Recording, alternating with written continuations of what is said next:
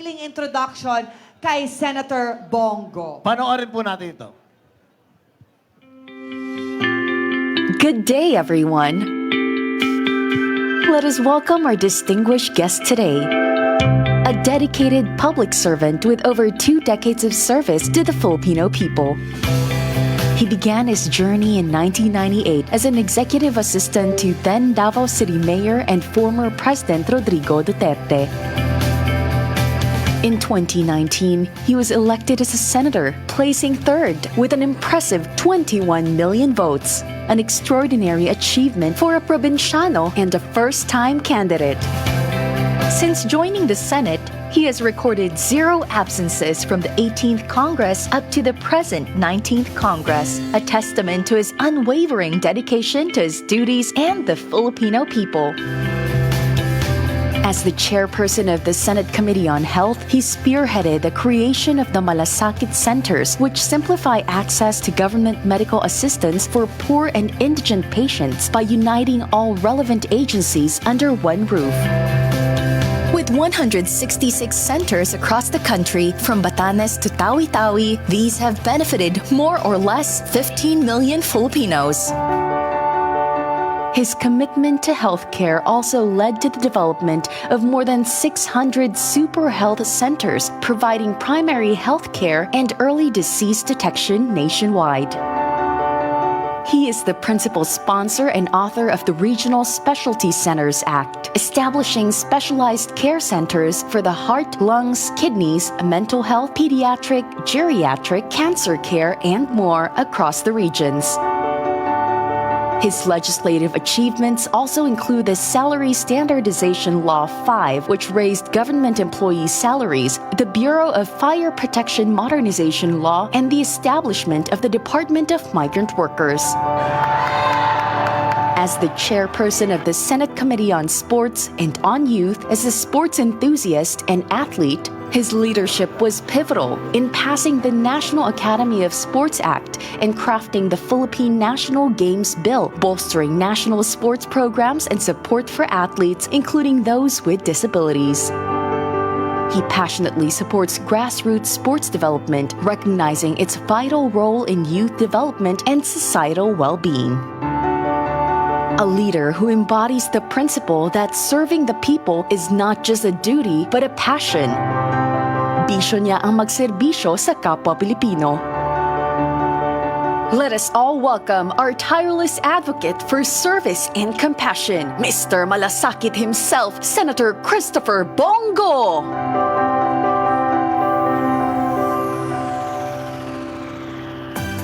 Yes! Mga kaibigan, Ito na, sinasabi ko. numero 28! 28! Tayo'y mag-28! 28! Serbisyo! 28! Mr. Malasakit himself, Ulat ang Senator Christopher Lawrence Bongo! Sa ating problema, lahat ng mayroong sakit, Mr. Malasakit, tinutulungan niya. palakpakan natin, Senator Christopher Lawrence Bongo! Maraming salamat si Arnel Toko. Maalala ko, about 15 years ago, sila ni Ma'am Giselle. Nung mayor pa po si former President Duterte. Sila yung nag-host, nag-MC doon. Hanggang ngayon, sila pa rin. Maraming salamat sa inyong dalawa. Palakpakan naman natin si Arnel Toko. Eric Toko pala. Eric lang, Eric, si Toko nandiyan dyan, Senator. Nagdadala pa to ng toko noon sa Davao. And of course, si Giselle, 20 years ago, hindi ka talaga tumanda, ma'am. Hanggang ngayon. Wala ko, 2001 o 2004, pupunta na po ito ng Davao. Salamat sa inyong dalawa. Unang-una, sa lahat po ng mga kasamahan natin dito, magandang hapon po sa inyong lahat. Maraming salamat sa inyong pagdalo rito. Kanina kasi may lumapit po sa akin sa labas. Nagpapasalamat, sir, salamat sa tulong, salamat sa mga proyekto. Sa totoo lang po, wag ho kayong magpasalamat sa akin. Kahit noon kay Pangulong Duterte, parati naming naririnig, salamat Pangulong Duterte, salamat Senador Bongo. Wag ho kayong magpasalamat sa amin. kami po ang dapat magpasalamat sa inyo dahil binigyan niyo po kami ng pagkakataon na magserbisyo po sa inyo. Maraming salamat po sa inyo lahat. Ako naman po bilang inyong senador, hindi ko po sasayangin yung pagkakataong binigay niyo po sa akin. Wala pong masasayang na oras. Magtatrabaho po ako. Sipag po ang pwede kong ialay sa inyo. At yan po'y patuloy kong ginagawa ngayon. Lunes hanggang Linggo. Magsiservisyo ko. Paboritong araw ko, Linggo. Kasi may go sa dulo. Ako po isang Bisaya. Alam niyo naman, taga Mindanao. Sino mga taga Mindanao sa inyo? Sa mga kapatid kong Muslim, Assalamualaikum. Sa Davao, mahal na mahal namin kayo doon. Walang diskriminasyon doon sa Davao. Kristiyano, Muslim, magkakapatid tayo, magmahalan tayo sa isa't isa. Sino sa inyo mga taga Visayas? Mga Bisaya, Bulanon, mga Ilonggo. Lente, mga parinti ko man eh. Eto si Atty. JB, Ilonggo rin. Pinsan ko yan. Kasi ang tawag sa kanya, Ilonggo. Ang pangalan ko, Bungo. Sinong Waray? Waray. Ako rin, Waray Kwarta. Mga Bisaya, alam nyo, salamat sa inyong lahat, mga Bisaya. Mabigat sa atin yung utang na loob, huwag kalimutan. Kaya ako po'y patuloy na magsiservisyo sa inyo. Malaking utang na loob namin sa inyo, mga Bisaya. Salamat kayo sa inyong suporta. And of course, sa Luzon, mga Ilocano, mga Bicolano, lahat po, mga taga Pampanga, Pangasinan, Batanggenyo rin po ako. Sino mga taga Batangas rito? Batanggenyo rin po ako. Tesoro po ng Batangas, Tanawan at Santo Tomas. So salamat sa inyo. Unang-una, bago po ako magre-report sa inyo, ano pong nagawa natin sa Senado. At gusto ko rin pong makiusap sa inyo na tulungan po natin ang mga kasamahan ko dito. Kasi yung kapanalunan po ng mga kasamahan ko rito ay kapanalunan rin po ng Duterte at kapanalunan po ng bawat Pilipino. Isa-isahin ko na lang po, Attorney, according to number, no?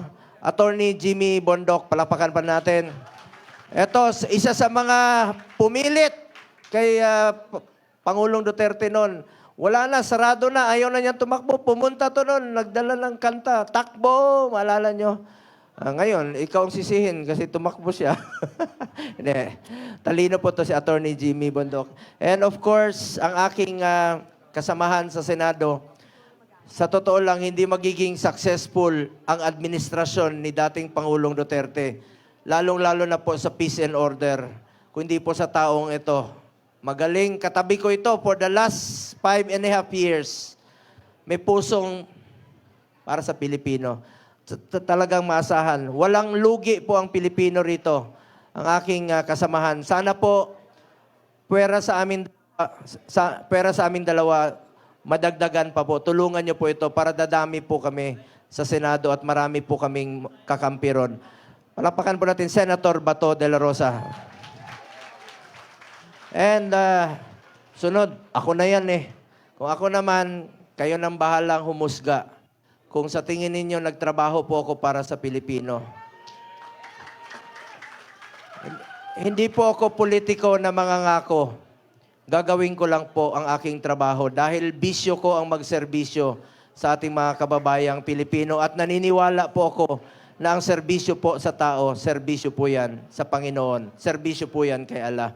Ngayon, next is kapwa rin Ilonggo. Ito, pride po ito ng Visayas. He is from Bacolod, Negros Occidental. Passionate po ito na labanan ang korupsyon sa gobyerno. Miyembro po siya ng Presidential Anti-Corruption Commission po noon. Attorney JB Hinlo. Palakpakan po natin. And next, ito, kasamahan ko rin po sa gabinete ni former President Duterte. Siya po yung advisor po sa Luzon at naging SESA at dati pong secretary ni Pangulong Gloria Macapagal Arroyo. Matalino po ito at talagang maasahan natin from Luzon. Pride po ito ng Luzon. Malaking asset po ito sa atin sa Senado. Attorney Raul Lambino. Palakpakan po natin. And of course, ang aking kasamahan sa Commission on Appointments, talagang sinusuri niya kung qualified at matalino. Isa sa aking hinahangaang kongresista sa talino, sa tapang. At pakiusap ko lang po sa inyo, matagal na po itong overdue sa Senado. Dapat po matagal na namin itong kasama sa Senado. Ito po makikipaglaban sa inyo. Congressman Rodante Marcoleta. Kailangan natin ng mga kakampi sa Senado, di ba? Tulungan nyo naman kami ni Bato. Para dadami kami, Senator Robin, Senator Bato at ako, madadagdagan kami. At may makikipaglaban po sa inyo sa Senado. Makikipaglaban, hindi lang sa mga Duterte, makikipaglaban po sa kapakanan ng bawat Pilipino. Lalong-lalo na po yung mga mahirap nating kababayan. Yun po ang unahin natin. Yun po ang pakiusap ko sa mga kasamahan natin dito. Unahin po ang interes ng Pilipino, interes po ng mga kababayan nating mahirap. And of course, next is ating Pastor Kibuloy. Alam nyo, mas una pa silang magkakilala ni dating Pangulong Duterte. Magkakilala sila nung meron pa pong maliit na kapilya si Pastor Kibuloy. Matagal po sila nagsama, hindi lang po sa pagiging kaibigan sa Davao, pati sa naging spiritual advisor po ito ni dating Pangulong Duterte, ang ating minamahal na Pastor Kibuloy. Palakpakan po natin. Ito, malaking tulong rin po ito, asset po ito sa Senado. And of course, next, ang ating, ito, matalino naman po ito. Hindi ka naman i-appoint ng executive secretary kung hindi ka matalino at magaling at magiging asset sa gobyerno. Magkakilala na kami even before po siya na-appoint as executive secretary. At alam niya po yun na magkakilala na po kami ni Attorney Vic Rodriguez. Asset rin po ito, magiging kakampi sa Senado. Attorney Vic Rodriguez. At ito naman, last but not the least, no, hindi naman, porket nandun siya sa pinakahuli, alam mo, ito, kaibigan namin, 2003 pa po sa Davao. Bata pa siya. At hindi ko pa siya kilala noon. Idol ko na ito sa pelikula. Pero hindi sa totoong buhay. Ang dami mong anak eh. Mabait po ito si Philip Salvador. Alam nyo, nagawa na po niya lahat. More than 20 Best Actor Awards na po ang nakamit niya. Nagawa na po niya sa lahat sa buong buhay niya. Sabi niya, last hurrah na po niya sa kanyang buhay. At ako po, sigurado naman po ako sa inyo dahil hindi lang po siya bumubunot sa pelikula. Alam mo, iba yung sa totoong buhay, matulungin talaga to. Importante po yung marunong kang tumulong. Kahit na huling pera na lang sa bulsa mo, bunutin mo na, itulong mo na sa mga mahirap. Kaya po, ang tawag namin sa kanya ni Senator Robin, si Mr. Epektibo. Dahil pagdating ng panahon, pinakahuling yugto ng buhay niya. 71 years old na po ito si Philip Salvador. Oh, totoo. 71 years old na, pero may asim pa yan. Alam mo, parati kami magkasama. Parati kami magkasama ni Philip Salvador. Nung isang linggo, ang init ng panahon. Pagsakay namin sa sasakyan, naamoy ko, may asim pa talaga. Pero wag kayong mag-alala. Binilihan ko na siya ng tawas. Yeah. Mr. Epektibo po ito. Makakatulong po ito sa inyo at madadagdagan po ang ating kakampi sa Senado. Kasi very loyal po itong taong ito. Hindi lang po loyal sa mga Duterte, kundi loyal din po sa ating bayan. Asset rin po ito. Pakiusap ko lang po, tulungan nyo naman po silang lahat, mga kasamahan natin. The more na mga kakampi natin sa Senado, mas makakatulong ito, hindi lang po sa mga Duterte, kundi makakatulong po sa ating sambayanang Pilipino. Palakpakan natin, Philip Salvador! Alam mo, nagkasakit po ito sa kakaikot sa 1 week po itong na-hospital. Ngayon lang siya nakalabas. Talagang porsigido rin, gustong magserbisyo sa ating mga kababayan.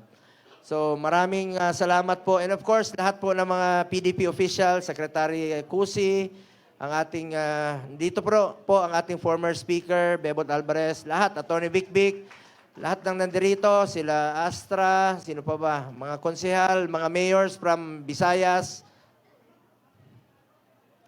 Secretary Medjaldea, si Ma'am Vivian Velez, ating idol rin po. Dito rin po ang aking kaibigan, anti-crime at anti-corruption commissioner at naging chairperson kasama ni JB Hinlo. Lalabanan po ang kriminalidad nito at saka ang korupsyon. Si Greco Belica. Palakpakan rin po natin. Secretary Wendell Abisado. Salamat po. Secretary Evasco. Andito rin po si NYC Chairperson Ronald Cardema ng Duterte Party List. Palakpakan rin po natin. Sana wala po ako nakalimutan, no? Ang ating mga kandidato. Good luck po sa ating lahat. Magtulungan lang po tayo. Magtulungan lang po tayo, mga kababayan. BG? Hindi, binanggit ko na si Greco. Ang ating Bisaya Gyud. Bisaya Gyud, Party List. Dito rin sila, marami. Sino pa ba mga party list nandito? Bumbero, party list. O si Ma'am Lorraine Badoy, palakpakan rin po natin. Yan. Sino pa? Sino pa? PPP, party list, palakpakan rin po natin.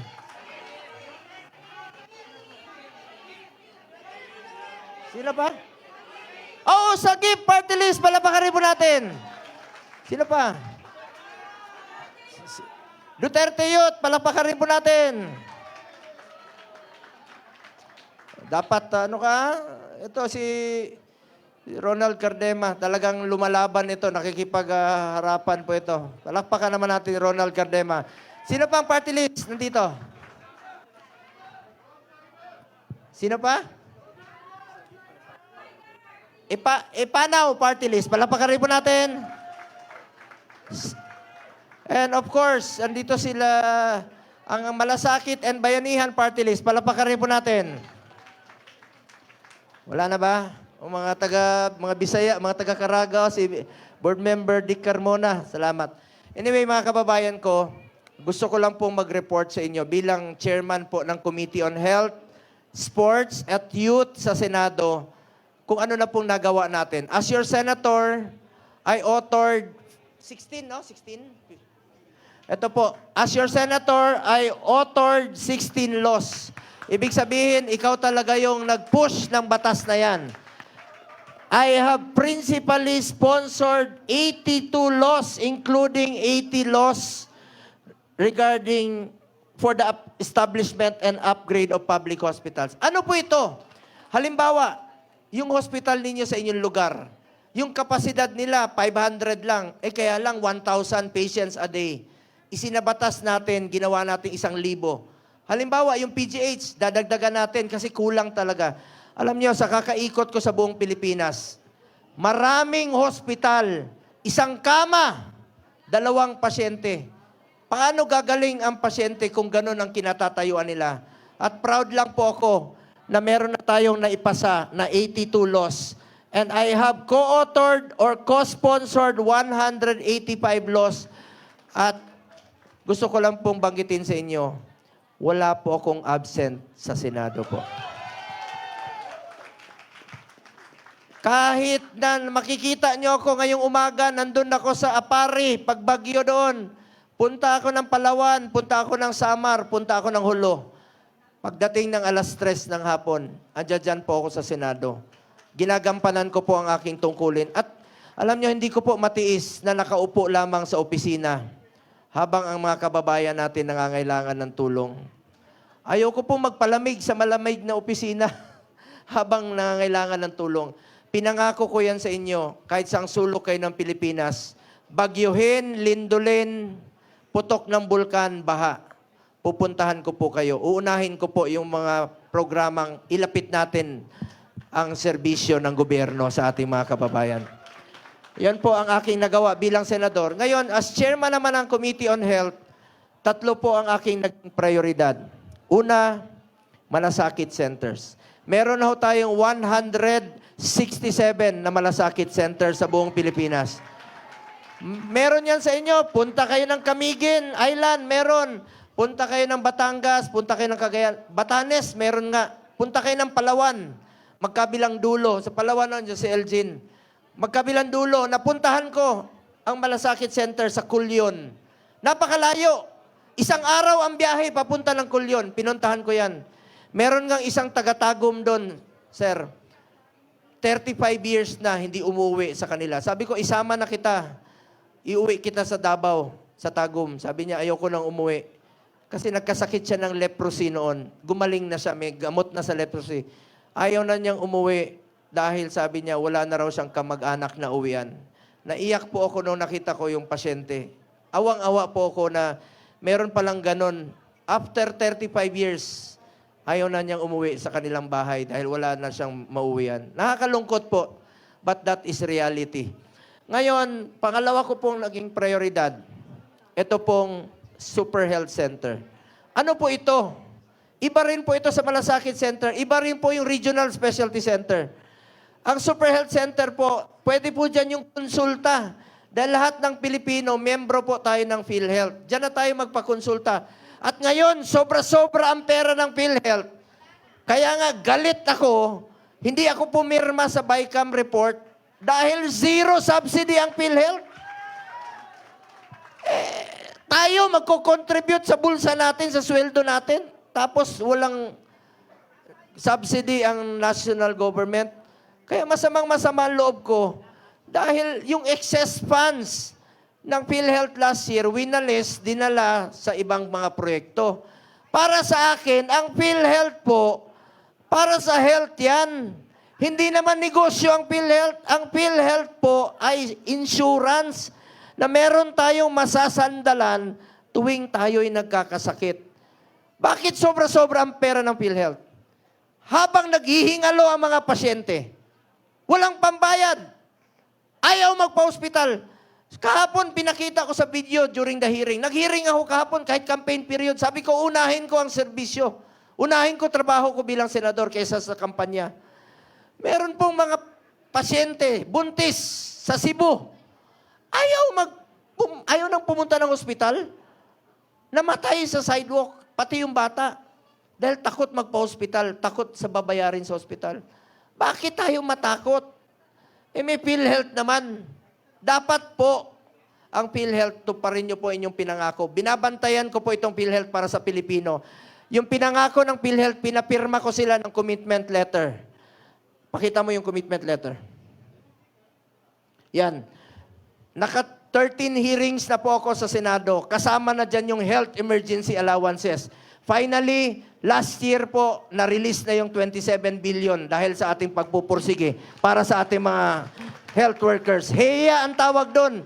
Services rendered na yon, pinagpawisan yon, pinagpaguran ng ating mga health workers. Finally, nabayaran. Ngayon, along the way, nag-hearing po ako. Ito yung PhilHealth, binabantayan ko sila. Pinapirma ko. Ngayon, nangako sila. Tatanggalin na nila yung single period of confinement policy. Ano yon? Alam nyo ba noon may polisiya sila na bawal i-cover ng pangalawang beses ng PhilHealth yung magkasakit tayo ng pneumonia. After 10 days na admit tayo muli, sabi ng PhilHealth, bawal. Ngayon, tinanggal na nila itong single period of confinement policy sa ating pagpupursige. Ngayon, dinagdagan na nila dental package, yung sa ngipin. Pati sa mata, dinagdag na nila. Tatanggalin na rin po nila yung 24-hour confinement policy na kailangan natin magpa-admit ng 24 hours. Nag-introduce na sila ng emergency packages. Ang dami nilang polisiya na anti-poor. Sobra-sobra naman yung pondo nila. Ngayon, dadagdagan po nila yung mga chemotherapy sessions sa puso, yung angioplasty. Tataasan na rin po nila yung coverage ngayong taon na ito. Ito yung mga pinangako nila na patuloy ko pong babantayan para sa Pilipino. Dahil para sa akin, ang PhilHealth po, para sa health ng Pilipino. Karapatan natin yan, mga kababayan ko. Ngayon, balikan ko lang po yung proyekto na isinulong natin. Proyekto po ito ng DOH. Ito pong Super Health Center. Tingnan niyo po, Batangas, Tingloy, Island, yung buntis noon nanganganak sa tricycle sa bangka. Ang layo ng ospital, 2 hours.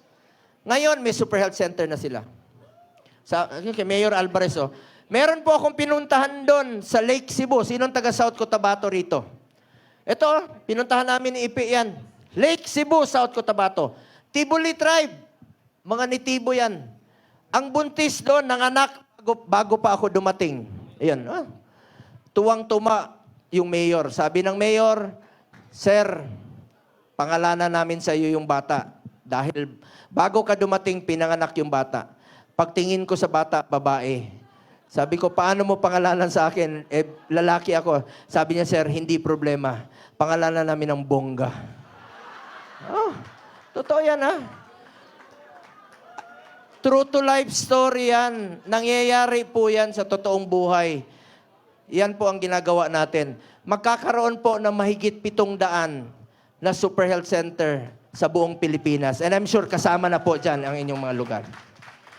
Third, ito po. Regional Specialty Center. Batas na po yan. Priority po ito ngayon.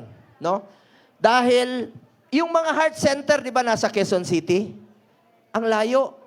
Ang kidney center, pag nagpapatransplant tayo, ang layo. Ngayon po, isinabatas natin, sa loob ng 5 taon, magtatayo ng mga specialty center sa mga selected DOH hospital sa buong Pilipinas. Tingnan niyo po, ang Davao. Davao. Yan, Davao yan, oh. Meron na silang CT scan angiogram. Pag nagpa-CT scan ka, diretso na angiogram. Hindi na ilalabas ka uli, lipat ka na ng ibang kwarto. Diretso na. Yan po ang paparamihin natin sa Cebu, Iloilo, Cagayan Valley, Cagayan.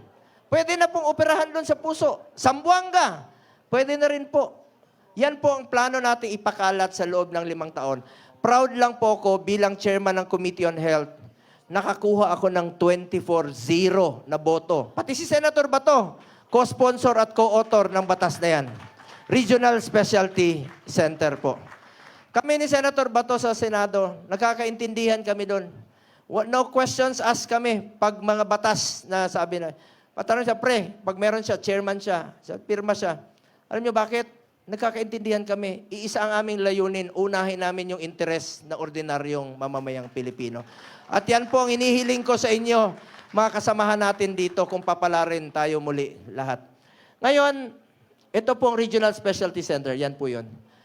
Chairman din po ako ng Committee on Sports. Ayaw ko pong masayang ang inumpisahan ni dating Pangulong Rodrigo Duterte na labanan ang iligal na droga at ang kriminalidad. Pag bumalik ang iligal na droga, maniwala kayo sa hindi, babalik po ang korupsyon sa gobyerno. Babalik po ang kriminalidad.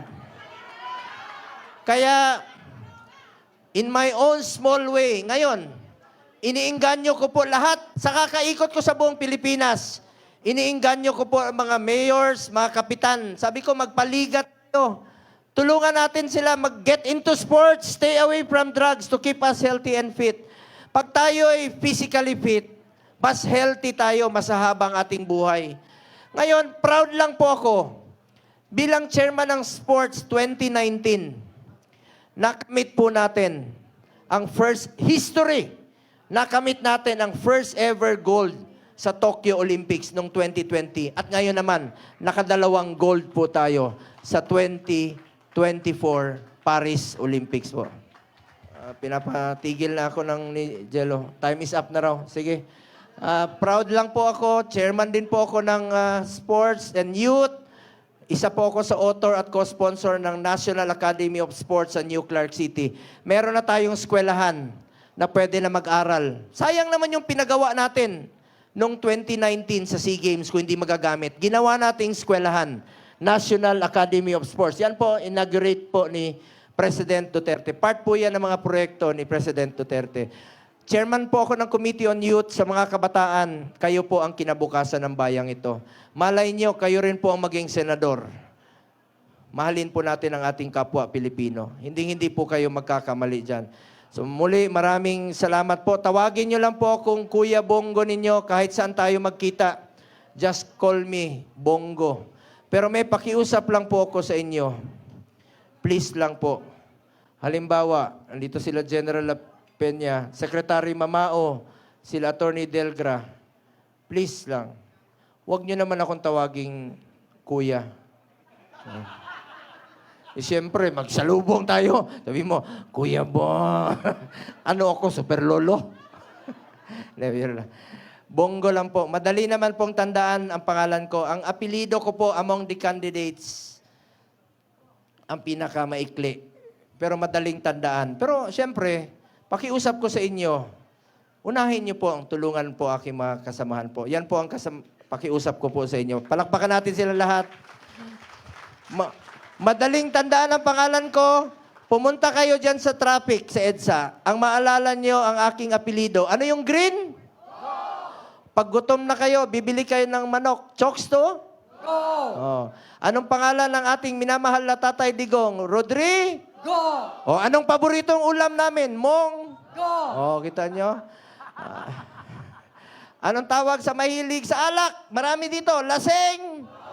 Hoy, mga lasenggo, huwag kayo magmaneho pag nakainom kayo. Delikado. Pag may nangyari sa inyo, ako na naman maalala nyo. Pag kayo ay oh, hindi nyo ako malilimutan.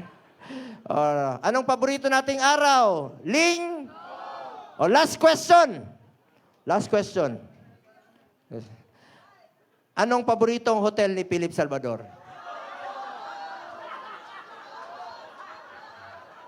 Wala ako sinabi ha, kayo may sabi niyan.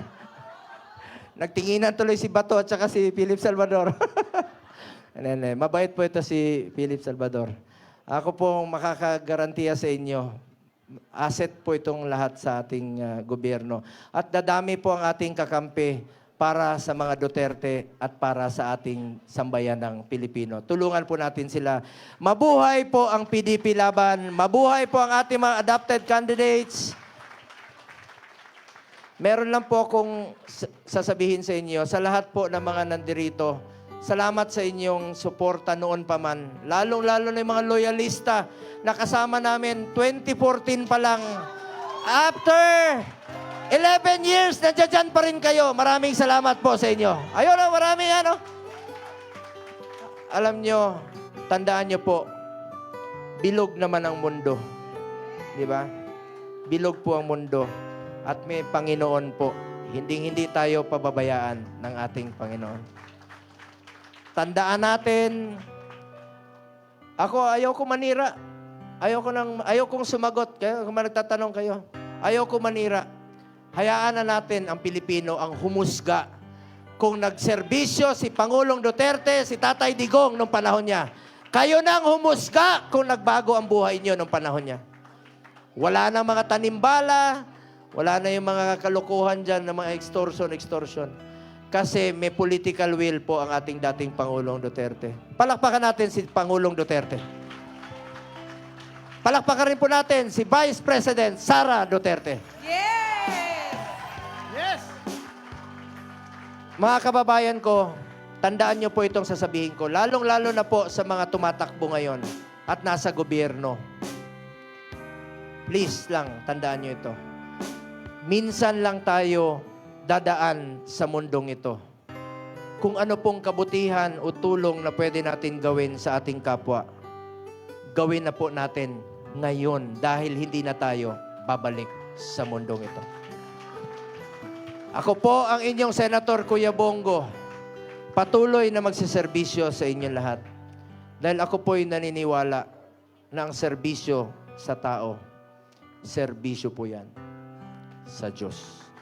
Palakpakan natin ang ating Panginoon sa buhay. Serbisyo rin po yan kay Allah. Salamat po, mga kababayan ko. Mahal na mahal na mahal ko kayong lahat. Maraming salamat po. Mabuhay Wow! kayo, Bongo! Senator Bongo numero 28! Heto na ang inyong pinakahigit dahil Mr. Malasakit, Senador Bongo na! Misyon Mahal na mahal ka ng Diyos. Mr. Maraming Malasakit ay Nako, palakpakan po natin 28! 28, Bongo! Mr. Malasakit, sagot sa ating problema. Senator, hindi ka mabibi! Ayan. Para sa iyo yan. Maraming salamat, Senator. Thank you, Sen. Ayan. Thank you po. Thank you. Thank you. Mabuhay ka. Maging healthy ka pa para mas matagal pa serbisyo mo. Yes. At hindi ka mabibigo. Palagi ka Kaya namin yan. pinagdadasal, Senator. Correct. Ay, PhilHealth ha. O yan, nagbabantay si Senator Bongo. Okay?